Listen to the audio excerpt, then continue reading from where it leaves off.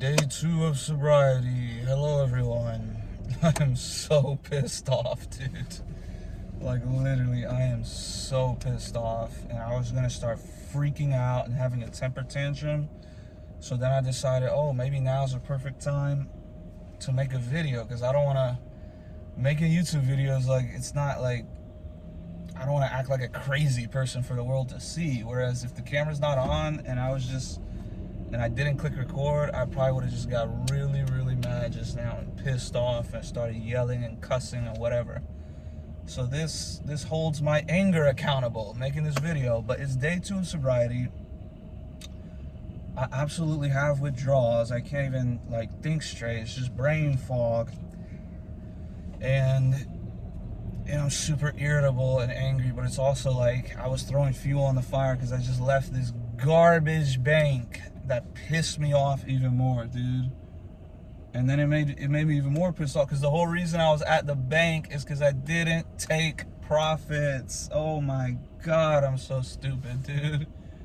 $30,000. I was trying to get a $5,000 loan to invest, consolidate debt, whatever you want to call it. These idiots have the most BS like process ever. It's just like, oh, you just got a new job.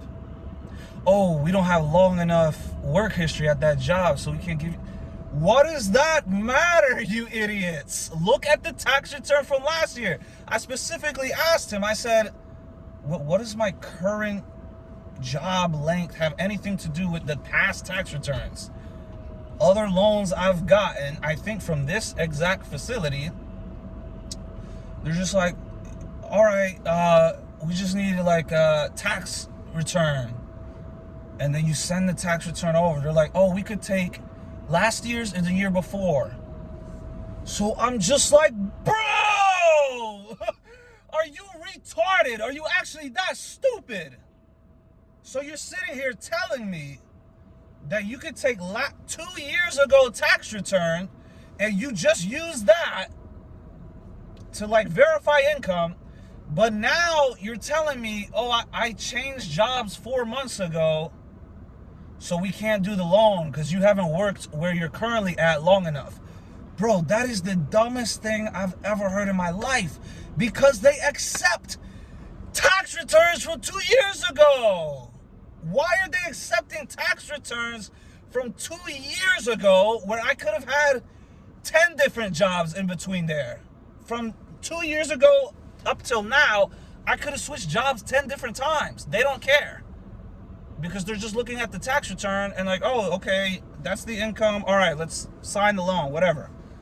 These idiots are looking at, oh, well, you changed jobs 4 months ago and we don't have enough history of your current job. You don't even, bro, then what about the loans you were looking at 2 years ago to approve? Or what about the tax returns you were looking at 2 years ago to approve the loans? It's unbelievable. I hate banks. Banks, I'm declaring it, they're going out of business. These scams are pathetic. In crypto, you know how I got a loan? By clicking one button. And of course, that exchange isn't available anymore because the US government banned it. So everything to do with the US government, the US institutions, they're all scams. They're all pathetic. They're all stupid. If I have the collateral to get a loan, just give me the bloody loan, you idiots. I don't need, oh, you've been at this job for 4 years, so you're good to go. Oh, you just got a brand new job? I guess we can't verify your income. Look at the tax returns, you imbecile retards. So that's why I'm just like, dude, I was already mad because of the withdrawals, and then that's throwing fuel on the fire. Any type of banks, any type of institutions, any type of facilities like that, they always piss me off because I go there. I just wasted almost 2 hours of my time. I should have just done it online because it was virtual anyway. I walk in there, wait for an hour and a half to see somebody. It's the whole reason I went there, to have an actual in-person relationship. Maybe that'll help improve your chances, whatever. They bring me in a room with a guy on a bloody TV and God knows where. I'm just like, what the why did I come here? If the whole thing is going to be virtual anyway. He's talking with a lag. He's talking, his mouth's moving, this audio doesn't even work. It's like a 2-second delay, it's virtual. I'm just like, for the love of God, man. Like, it pissed me off even more. And then more fuel on the fire, even more fuel on the fire to piss me off. The freaking car that I'm driving right now, I don't even have a license because these idiots at the dealer sent the license to the wrong freaking address, bro. They gave me a temporary license for 45 days, a little piece of paper. Once that 45 days runs out, you're driving illegally without a license. So right now, I'm technically driving illegally because of these imbecile, retard, scum of the earth idiots that did not send my license plate to the right address. We paid them extra specifically. Okay, take care of the license registration. We'll take care of that. They send it like to the wrong address, bro. And I'm just like, bro, like I am so pissed off because now I got to do this DoorDash. I just wanted a loan to invest $5,000 right there. It's going to take me 2 months to make $5,000 in DoorDash. And by then the investments are already gone. They already took off. I missed the opportunity. So I'm just like, bro, and not only that, I'm more mad at myself than ever because I just had 30,000 last month. Why the crap would I go to this stupid bank to try and get a loan when I could have just cashed out 5,000 from the investments, man? I'm so pissed off, dude. I am literally so pissed off. But you know, like I said, it's a process going through this withdrawals. I mean, like, oh my God, dude. Like, I am just, this is like you could tell, like even yesterday, today, am I a little bit situationally pissed off more? Sure, but it's like, just in general, the withdrawals are clearly like kicking in. Like, thank God I fell asleep last night. I fell asleep, but it was like 2 a.m. and it's like, oh, I was so close to not even sleeping last night. So this whole process is going to be annoying as crap. Getting through this week is going to be annoying. Basically having blue balls, this whole investment. It's like, dude, I've been waiting years for this market to take off and to finally realize profits. Like, I literally have been waiting to actually cash out profits and become wealthy since 2017. 2021, I had almost $1 million, which I lost $1 million because my cousin stole half my net worth, $10,000 at the bottom of the last crypto bull market. So it's just like, but even after him stealing half my net worth, I still made $850,000, and then I didn't sell it. So it came all the way back down. So now the whole past 2 years, I was waiting for it to go back up. It's finally about to start going back up, and I have blue balls because I didn't, my whole entire strategy was to cash out this investment and put it in this one that I know is about to take off. And how do I know it's about to take off? Because it's taking off right now. it's verified. My intuition was verified correct because I was like, oh, Demetra is gonna take off January. What is it doing? It's a 50% today. If I took that 30,000 and put it in Demetra, it would be 45,000 right now. But instead I have like nothing. So, well, not nothing, I still have some, but it's just like, dude, it's such an annoying reality that I literally could have took 30,000, put it in this coin, which was my whole entire strategy anyway, and then just let that ride all 2024, 5, 10, 20, $50 million.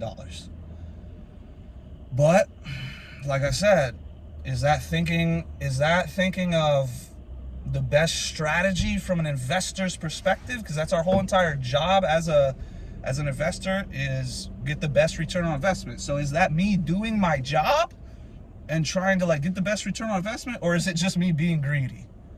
So that's whatever. Like, I can't even talk. Like, and that's the thing. I'm not back to normal at all, because I've said this in the past. Even if you're sober, like right now I'm sober, but I'm not back to myself because I'm in a withdrawal state. So if you're always high, right? You're high, and you say, okay, I'm not high anymore. I stopped smoking. So let's say this is base level. This is like consciousness, sobriety, like your body it's every drug, everything is out of your system. That's this, right? So if you're always high, you're operating up here.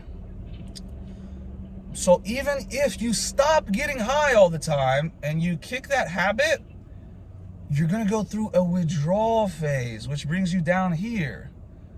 So even though I'm sober, I'm still not back to the base level sobriety because I have all the withdrawals I'm going through right now. So I'm just like, I can't even think straight. I can't eat. My stomach is killing me. I had a headache. I had anger and irritability, especially after the combination of all these different things that are pissing me off. Financially, everything. Like, it's just so annoying, but I think I'm gonna cool down. I think I'm gonna say a prayer, because Jesus, like, at the end of the day, I don't care what anyone thinks. I was just debating these people about atheism and creation and stuff like that. But I cannot possibly care what anyone thinks when it comes to God and Jesus. I know what I know. If you don't know the power of Jesus, that's irrelevant to me because I know it's real. I know it's true. If you're doubtful of Jesus or you think it's a fairy tale or whatever, that is 100% irrelevant to anyone that believes. Like these unbelievers, they think like, oh, they try and like persuade believers to not believe. It's the dumbest thing ever. You're not going to convince a believer who has proof and verification in what they believe with their own life experiences, their own soul. You're not going to convince them that's a fairy tale. You're just going to make yourself look ignorant and stupid and uneducated, because a lot of these people that criticize Christianity, criticize Jesus, whatever, they have no idea what they're talking about. I'll just give one example, just because we're on the topic. I was arguing with this person. I was like, oh, so nothing created everything. That makes sense. Being sarcastic, whatever. And they're like, and I was like, okay, like what created the Big Bang or something like that? And this one person said, well, what created God? You could apply that same logic to God. I'm just like, bro, you can't argue against something that you don't even understand the basic concept and premise. No one believes God was created. So I'm sitting there here arguing with these idiots, and they don't even know what they're talking about. Oh yeah, who created God? You could say the same logic that who created the Big Bang? It's not possible for nothing to turn into something. That's what you're saying? Okay, well, we could apply the same logic to God. Who created God then?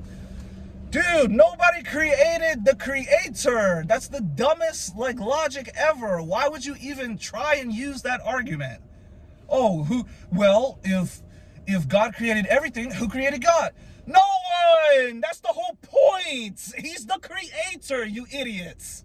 He is the almighty creator. The almighty creator cannot be created. Otherwise, he wouldn't be the almighty creator. So they're arguing against something and criticizing something that they don't even understand the basic concept. So it's just, dude, it's idiots. But the reason I bring that up is because it probably even applies to me right now because I'm angry. But I know that just saying a prayer and connecting to the word of God, Jesus, I'm already gonna feel better. Like, after this video, I'm gonna say a prayer and I'm just gonna start reading scripture, and I guarantee you there's nobody on earth that can convince me otherwise, because this is real life experience and reality. I will feel better because Jesus makes you feel better. Anytime you're angry, turn to Jesus. Anytime you're in a sexual addiction, turn to Jesus. Anytime you're in a weed addiction, turn to Jesus. Anytime you're in any addiction, any anger, any whatever, anything you're going through, turn to Jesus and you will feel better. That is verifiably true. The best way you can verify that it's true is applying it yourself. It's the same exact thing with semen retention. You have these ignorant fools who claim that semen retention is a scam. Oh, you can get prostate cancer from semen retention. How many monks get prostate cancer? Like, it's all made up garbage. But you have people who say that semen retention is fake or something. Those are the same idiots that have never tried it. It's like even the popular phrase, don't knock it till you try it. So that's basically the epitome of atheism and doubters of Jesus. They knock it without even trying it. They've never even tried to learn or know or talk to Jesus, but yet they're the most critical of it. That's just so dumb. I think if anybody should be the most critical of something, it should be somebody who's like studied it a bunch and experienced a bunch and an expert, like an ex-Muslim. There's certain ex-Muslims where I'm just like, whoa, these are like the best people to go to as far as like debunking Islam, because they actually speak the language. They were actually in it. So when you have somebody that's a Muslim, they're a strong Muslim, they're big in the faith, but then they come to the truth, which is Jesus, and they leave Islam, they come to the truth. They're the best ones at exposing Islam because they knew the most about it. Whereas these atheists and these other type of people, they'll be critical and criticize something, and they never even experienced, they never even tried it. They don't know anything about it. So with me, my solution is very clear. In the past, I'm gonna be real. Like right now, leaving a bank, getting denied a loan because of some stupid crap, and having the license that I'm supposed to be legally driving with delivered somewhere else. In the past, I'd be like, oh, screw this, man. I'm just gonna go smoke. And I smoke and it will calm me down. But now I'm turning to Jesus. Dude, who do you think's more powerful? Some stupid little weed plant that F's up your brain anyway? Or Jesus, the creator of everything, the all-loving God? It's like, dude, Jesus loves you no matter what. I was a sex addict. I was a weed addict. I was all types of bad stuff. He still loves me. He still loves you. Even if you don't believe in him, he still loves you. That's how loving God is. Now, obviously, if you don't obey God, you're going to have consequences. That doesn't mean he doesn't love you. That's just reproach. Like, it's like a father disciplining his child. If he tells you not to go do those drugs or not to go to that party that all these gangbangers are at or whatever, that doesn't mean he doesn't love you. That means he does love you. He's trying to protect you. So all God's laws, they are not to punish you or to like prevent you from like living a fulfilled life. They are literally to protect you. If I obeyed God and never was hooking up with all these women, I probably would have a wife right now. You get what I'm saying? So it's everything God has planned it's for the better. It's not for the worse. And even if you think like, oh, but I want to do this pleasurable thing, that's why wisdom comes into play. You might think hooking up with girls is amazing because it's so pleasurable, whatever, until you get AIDS, until you get an unplanned pregnancy, and then she aborts your child. Those are just some examples. There's many different things that could go wrong. So it's just like obeying God is by far the best thing you could do. It's literally to protect you. It's literally to give you peace, joy, happiness. Like right now, I feel like I'm too like concerned or focused on finances. Even after all I've been through, like I shouldn't let this bank get me so angry. But then again, it definitely has to do with the withdrawals. So I personally just have to get through this first week, and I just have to pray to God or pray to Jesus. That was my whole point. And I think he's going to give me that contentment. He's going to give me that peace. peace of mind, the joy, the happiness, and most importantly, just the strength to get through this phase. Because like I said, I bet you the other video, you get irritable, you get angry. That's why I'm like, you know, it's the withdrawals. It's literally real. I'm not pretending to be like, like it's withdrawals. Like, so God is going to give me the strength to get through them. He'll give you the strength to get through whatever you're going through if you trust in him. But yeah, so I'm going to try and go work now. It's like, I always have to think, like, 6 months ago, I had like nothing, like, or 5 months ago, something like that. I had like nothing. Like, I'm telling you, like, my portfolio was like $2,000. Like, it was literally from almost $1 million all the way to 2,000. I already have over 10 times that.